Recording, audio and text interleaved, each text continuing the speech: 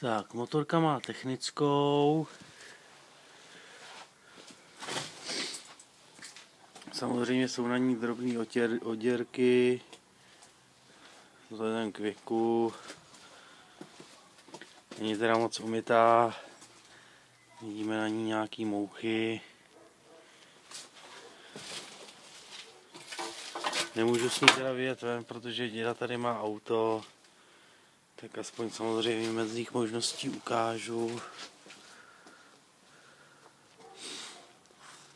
V motorce teda jsou i stříbrný padáky, ty největší, které teda teď zrovna nejsou nasazený, ale jsou pochopitelně k dispozici.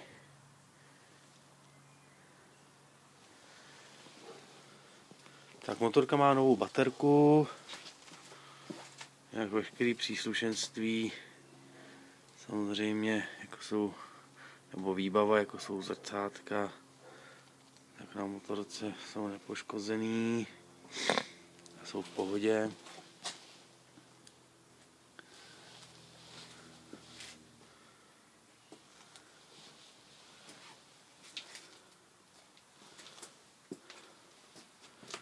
Tak ještě jeden takhle celkový záběr. Je to fešák.